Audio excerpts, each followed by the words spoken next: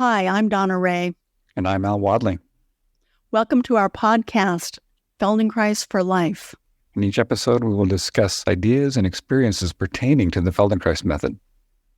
You're going to learn skills that will move pain to comfort, anxiety to ease, and we'll explore learning and how to spark creativity.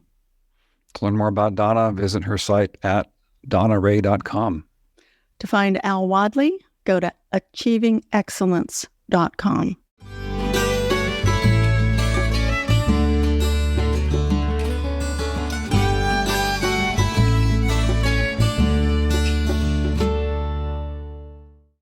Hi, Al. Hey, Donna. How you doing? I'm doing very well this morning. So we agreed to ask each other questions that were commonly asked by our students or the general public about the Feldenkrais Method. I think that's a really good idea because, people have a lot of these questions and they're very curious about the method. And even though as experienced practitioners ourselves, some of these questions seem pretty basic, they are not basic to the general public. And so I think it's a really good idea to take some of these ideas and kind of flesh them out, so to speak, and give them some life and help people understand more about the Feldenkrais Method. Yeah, I agree. And people that have graduated from training programs often need to be refreshed about how the Feldenkrais Method works and what it is. And people that have never experienced the Feldenkrais Method have a really hard time imagining it because it's not like anything else. And our mind wants to go to, it has to be like yoga, Tai Chi, massage, other kinds of approaches that are put into the somatic approach or way of learning. And even as I'm saying those things, the Feldenkrais Method is uniquely about learning and movement. And many of the other methods don't approach human behavior like we do. Let me add one thing. The Feldenkrais Method is its own category. Yes. It is not like any of these other things. As you said, it's about learning, it's about movement, and it is not like any other thing. So people listening, you need to start right now and start a new category called the Feldenkrais Method, into which you're going to put all the stuff you're going to hear into today. It's like a new file in your filing cabinet. Mm-hmm. Okay, so here we go. Al, what is the difference between the Feldenkrais Method and yoga? Well, I get asked that occasionally. And the way I answer that is that the Feldenkrais Method is really focused on movement, quality of movement, and learning. Yoga is really focused on the postures, the asanas, getting into that posture and holding it. And one of the big differences between what we do in the Feldenkrais Method and the yoga is we're really interested in that process. What happens between that time when you initiate the idea? Do you want to move into this certain position? And you get there. The part that is outside our conscious awareness, which is all of our unconscious movement habits. And we're interested in bringing those habits into our awareness and working with them and improving them. And I think it's one of the biggest differences between yoga and the Feldenkrais Method. We're not interested in that end result of getting into a posture, something like that. We're interested in all that cool stuff that happens outside conscious awareness, bringing it into awareness, working with it, improving it. And that's the learning process we talk about. And that's where we're starting to improve ourselves. We're starting to learn new ways of organizing ourselves, and making ourselves better. That's one of the ways I draw attention to that. And I think that's a pretty unique way of looking at that difference. There's a lot of magic that happens between point A and point B. It's just like anything else you do, like you're reaching for a glass of water. You have this idea, okay, I'm thirsty. And you're not really aware of how you organize your hand, your wrist, when you touch the glass, how much pressure you put on it, when you bring it to your mouth. A lot of that's outside conscious awareness. And we bring that into conscious awareness to improve that, so that reaching for the glass or anything else you're doing becomes easier, lighter, and more pleasant to do. As you're speaking about the differences between yoga and the Feldenkrais method, your example is actually another difference.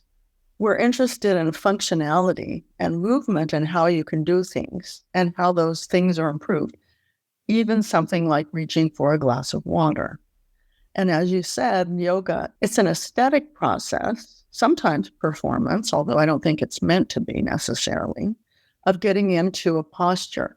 We're interested in reaching for a glass of water or taking a cup out of the cupboard or reaching down to scratch your ankle or walking, jumping, running. So everything that we do creates easy, more efficient movement in daily actions.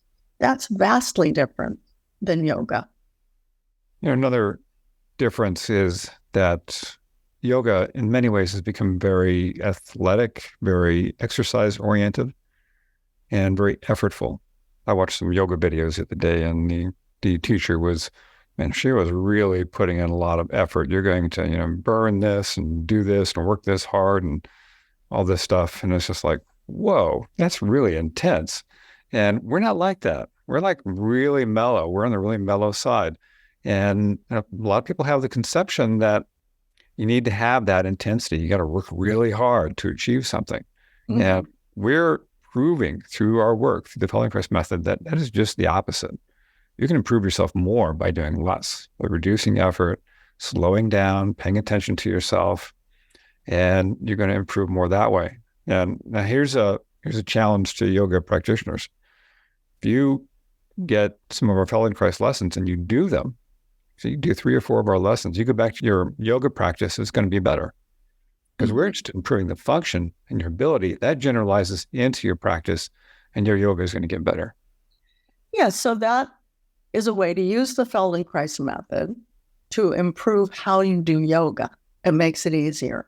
So we're never saying don't do what you enjoy doing. If you want to do yoga or lift weights or run as fast as you can run, whatever it is, do it. Enjoy it. But examine how you're doing what you do so that you can make it elegant, effortless, and more pleasurable. And that's what we do in the Feldenkrais method. Yeah, we're definitely not eschewing those things because many Feldenkrais practitioners enjoy yoga practitioners and martial artists and all kinds of great athletes in our work, dancers that use the Feldenkrais method to continue to improve themselves in their field, in their domain of interest. So it's not like we're saying don't do those things. I agree with that. But definitely do those things and do some Feldenkrais method with it to continue to improve it and really refine it. Yeah.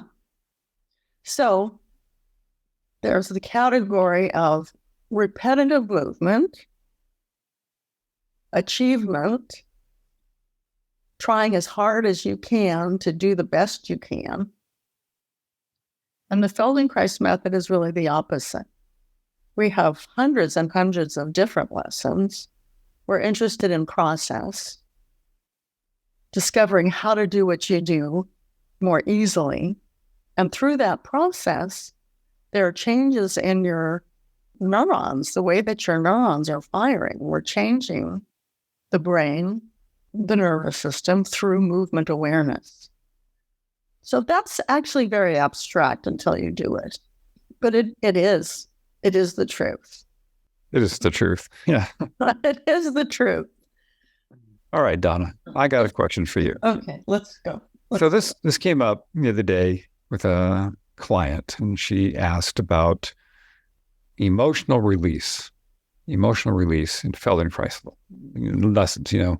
Did Dr. Feldenkrais talk about, emotional releasing while doing these lessons, or is there some element that is for emotional releasing? How do emotions play into the Feldenkrais method?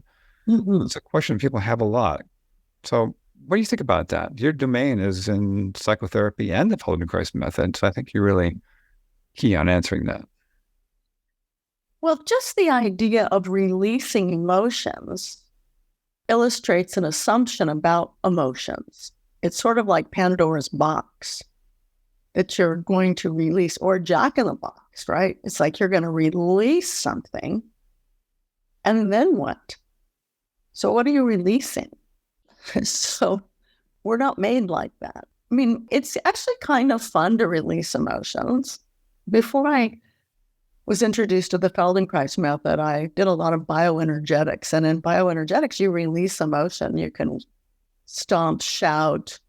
And I don't know what they do currently. In the old days, they would even encourage you to bite a rag and pull on it kind of like a dog does, or growl. I mean, it's like really express your emotions.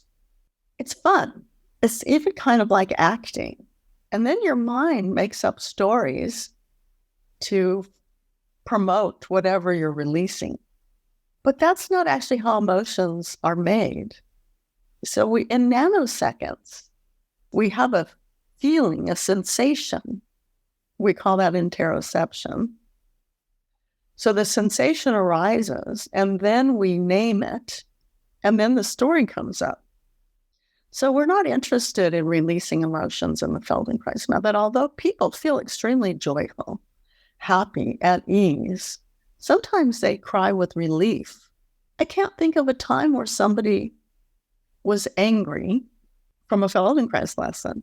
That's so true. I can't think of a time. That is so funny. Yeah.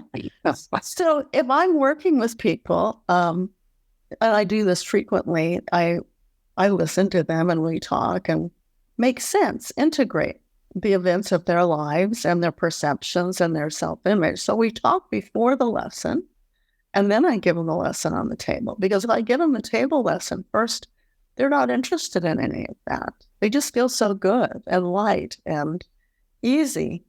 They don't really want to talk that much. So we move people into the sensory movement, awareness. It's a different place to be. And it's not exactly a place where it's a new organization in the nervous system. So we call that state changing. And Feldenkrais called that state changing. And when you change a state, you change everything. The neuromuscular, you could call it tension or activation. It's totally different. So when the activation of the muscles change, you have a different outlook on life and yourself and even your past. Your memories change.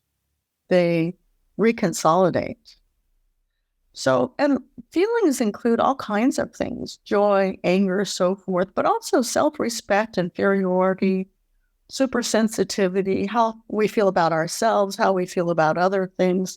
So feelings inform us. They create texture and richness in our lives. And, I'm remembering a conversation that we had recently about our own expression of emotions and how, after all these years of practicing the Feldenkrais method, we're just so much less reactive. So when something comes up that's uncomfortable, or maybe we don't like it or doesn't feel accurate, we can pause and respond in a way that suits us. One thing you alluded to is a neuromuscular patterning that takes place with our emotions, that there's a muscular expression to every emotion that we experience. Mm-hmm. If you think about it, if you're grieving, you have certain kind of muscular contractions that bring you into a certain kind of posture. Or if you're sad, or if you're elated, you're excited, you're anxious. All these different emotions we have different patterns of action to them. And we get in habits around those emotions, right? So people can have a sad disposition, or can be lean towards being depressed, or other people are more prone to be excited. And it's like there's these emotional habits in our nervous system, mm-hmm. and they're more likely to be expressed when we get used to them. And they're unique to the individual. That's one of the most important things about the Feldenkrais method. Yeah. So that's why we don't have body types and postures like they have in bioenergetics, because they're not accurate. Everybody doesn't look the same when they're grieving. It's a unique individual experience. And so when we're doing Feldenkrais lessons, we're starting to ease up some of those habits, not only just habits of movement, but our emotional habits, because our emotions are movements of mm-hmm. ourselves. Mm-hmm. And those start to change. So we start to have more flexibility and range of motion and ease of transitioning from one emotion to another. So become less stuck in, an anxiety or less stuck in whatever it is that we happen to be stuck in, more fluid. Yeah, and you're really, describing something that's so important. The fluidity of shifting from one state to the other. So that's an indication that someone's integrated. They're adaptive. They're energetic. They're open. So we're looking for these qualities of existence, and we practice those, and we actualize those through the Feldenkrais method. So one of the reasons I think that the idea of release is actually appealing to people is because people do shift the state they're in. So if you're encouraged to scream and yell and pound, like we did a lot of that in the old days, in the 70s and the 80s. That was a kind of a pervasive way of practicing psychology and shifting. But after you do that, you feel more at ease because you've just pushed your nervous system to this very excited state. And then people call that release. But that's not necessary. There's so many other ways to create a shift. Yeah, I get that it can feel like that emotions are building up inside you. It's like there's a pressure in there to release certain emotions. And that's a metaphor. It's a way of analogizing the experience. So when you do something like you're describing, it feels like you're releasing something. It's like something's coming out of you. I didn't do that stuff back in the day, but I'm guessing that after you did that, it probably felt like it built up again. And then you need to release it some more. And it's like you get into a habit of that. So it's kind of interesting. I kind of get how that happens. But like you're saying, there are other ways of dealing with it. And the Feldenkrais method offers a very elegant way of working with your emotions. I want to just say that what I realized after I practiced bioenergetics for quite some time is that I started to get bored with throwing tantrums. That I thought it was silly because I could work myself up, but it started to have no meaning to me. So that was probably a good thing for me to see that all I was doing was repeating a habit. Now, I didn't know the Feldenkrais method, but I had enough awareness to see that the process became meaningless to me. And it was a skill that I learned to a certain extent. Again, in hindsight, looking at it from a Feldenkrais perspective, I learned how to blow my stack and come back down. But it wasn't in relationship to somebody else. It was imagined. So if I was screaming at my parents or somebody that I'd had a rough moment with, it was all in my imagination. So eventually I just went, I kept searching.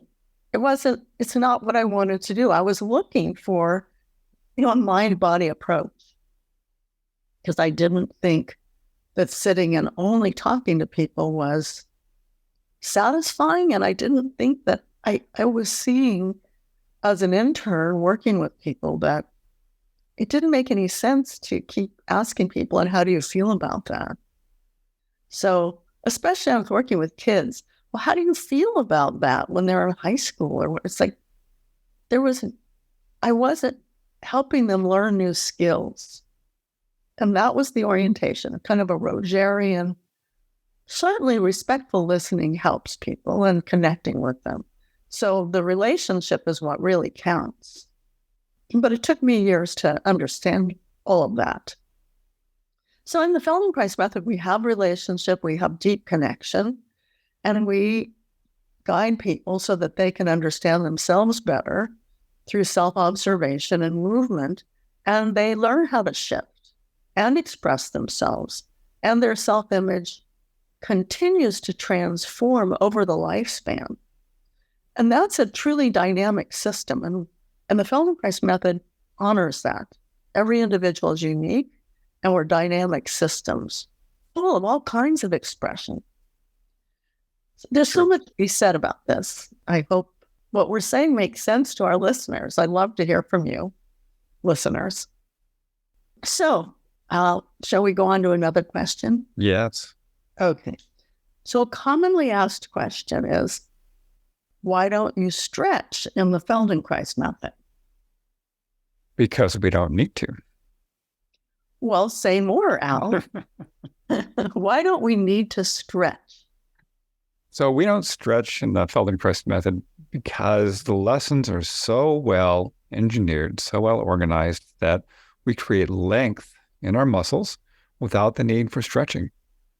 So these lessons are so brilliant, they're so simple that when you do them, the muscles that have been tight, that have constrained your joints, that have been limiting you, start to lengthen and they start to open up. And the other thing is when that happens is you get to keep that change. Over time, that lengthening begins to stay with you.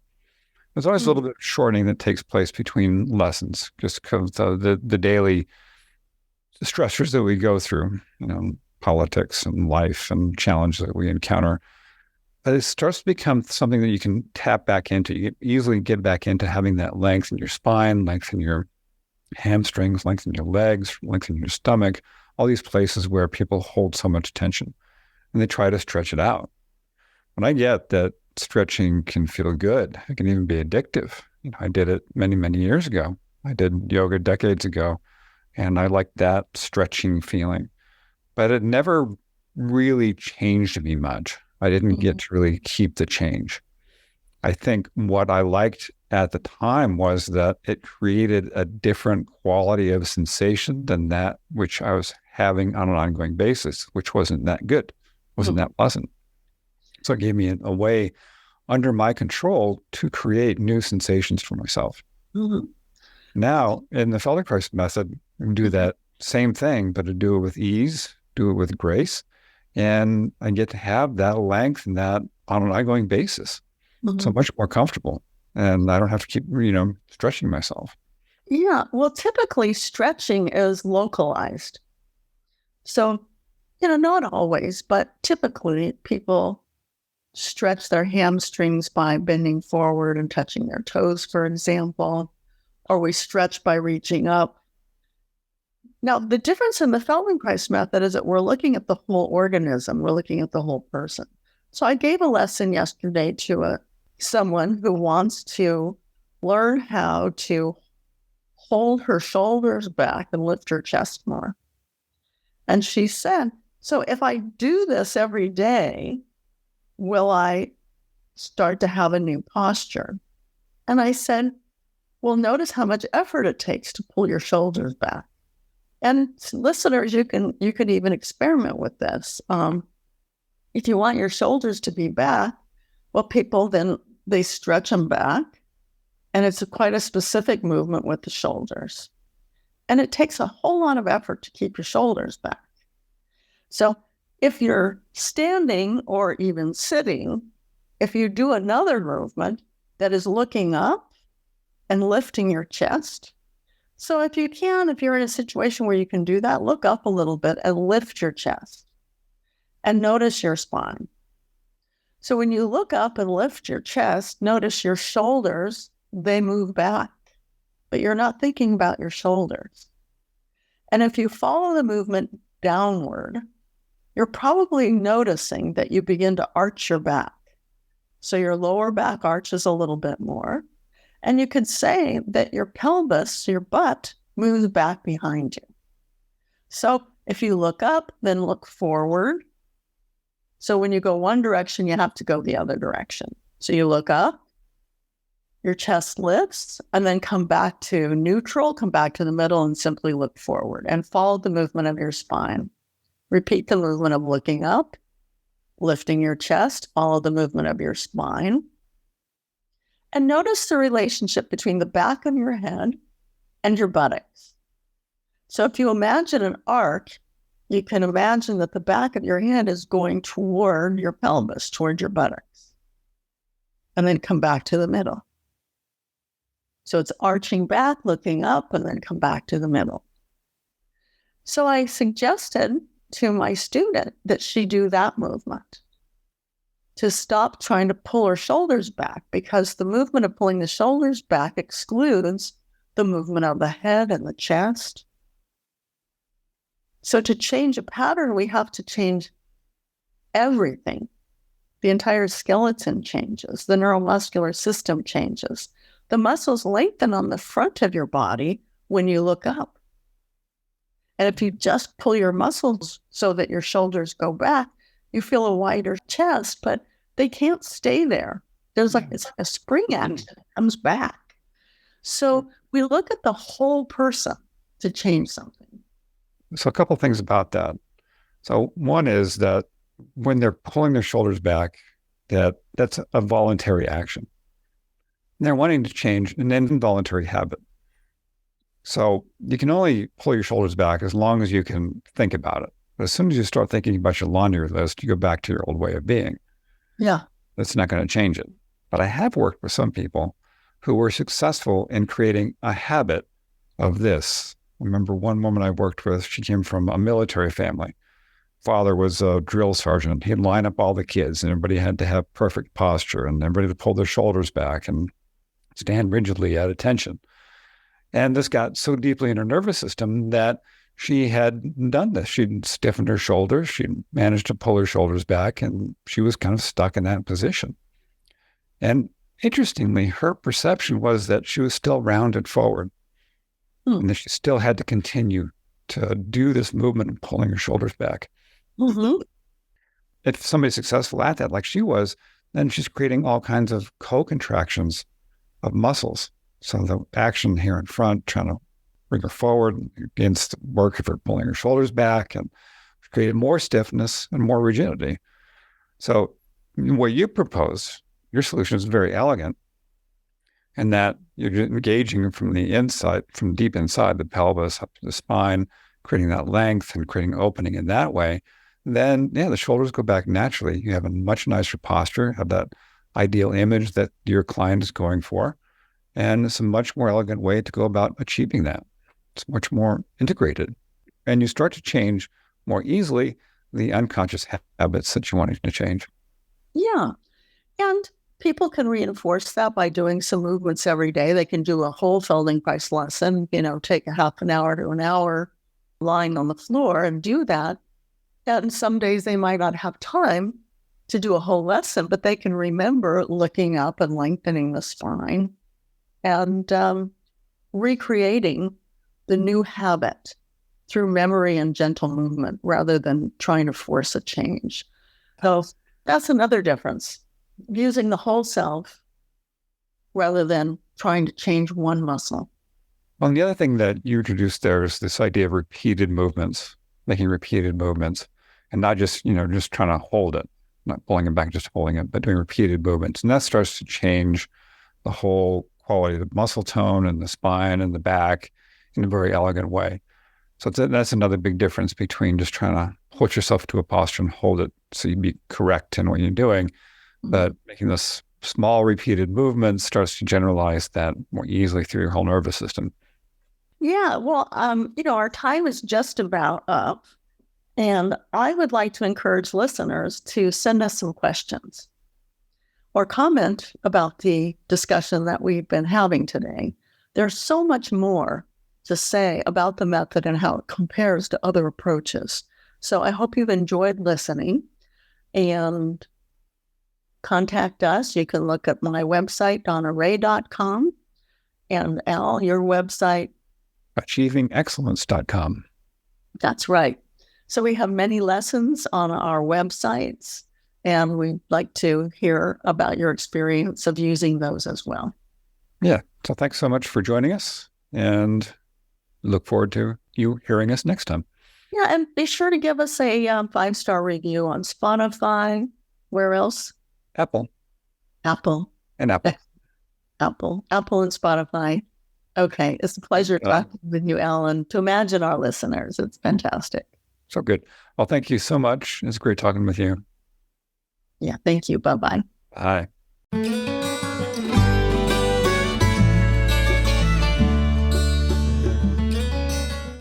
If you'd like to follow up with a question, send an email to info@feldenkreisforlife.com. We would love to hear from you. You can learn more about us on our websites. You can find Al at achievingexcellence.com. You can visit my site to join my classes and reach out to me for private lessons online or at my Longmont studio. You'll find my store, the Feldenkrais store, there as well. We can purchase books, audio products, and videos. Donna's website is donnaray.com. And if you visit my website, you'll find that I'm offering individual sessions, group classes in the Feldenkrais Method, mentoring groups, professional Feldenkrais training program information, and recorded lessons. Thank you again so much for joining us. We look forward to you hearing us next week. Bye now. Bye.